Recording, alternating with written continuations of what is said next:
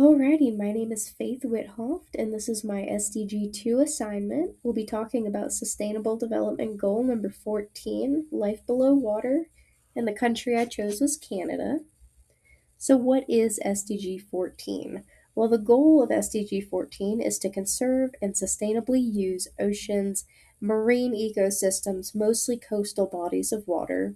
Within this, some goals include reducing oceanic pollution levels, taking action for ocean ecosystem restoration and conservation, ending overfishing, and plenty more. So we'll start by going over some key statistics from Canada. So the share of global plastic waste emitted to the ocean is at 0.02%, which if we look at the graphic on the left side of the screen, that is much less than India and even more or even less than the United States just for scale. The probability of plastic being mismanaged to the ocean is there at a 0.6. The share of protected marine territorial waters is at 9.2%. The protected area coverage of marine key biodiversity areas is 42.2% and rising. The ocean science and research funding is at a 0.8%, and we'll talk about why and how this compares to America as well. And for America, the share of global plastic waste emitted to the ocean is at 0.25%. The probability of plastic being mismanaged to the ocean is 0.3%. The share of protected marine territorial waters is at 19%, which is a bit higher than Canada.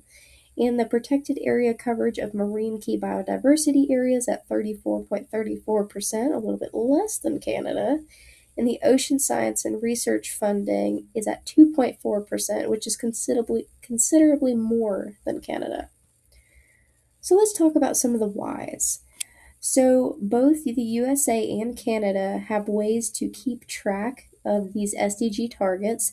The US co-developed Open SDG to report their official national statistics on the SDGs, and Canada has developed the Canadian Indicator Framework, CIF, to specify indicators that keep track of those progress on SDGs.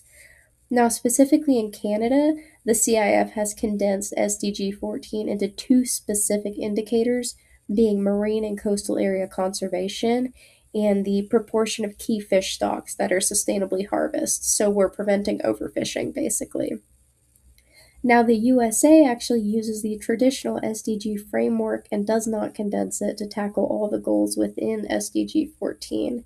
And just in general, a big reason why the US had some better statistics on certain parts is because they have more large standalone agencies that are dedicated to oceanic research, so more time goes into that research and development, conservation, etc. Let's talk about some global information technology brainstorming to support SDG 14 in Canada.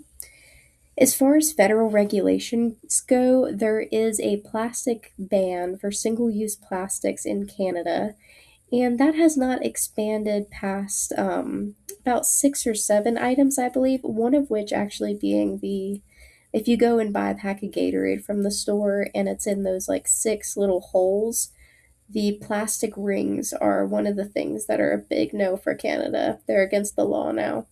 Now, expanding that regulation to include more single use plastic items, such as plastic lined containers or hot beverage cups, could be a real win for supporting SDG 14 in the oceans in Canada. And some digital waste tracking ideas using AI technology and smart cameras equipped at major Canadian drainage points. The garbage and waste that are flowing there can be tracked and disposed of before it flows into major water bodies. In a similar sense, creating that proactive modeling system where you can be aware of the waste flow patterns at more peak times if more trash is going at a certain time than another, so that cleanup crews are stationed proactively. And just general awareness as well. I think it's so important to create more digital media awareness and content for Canadian citizens to understand what their actions do and the importance of decreasing pollution and waste creation going into our oceans.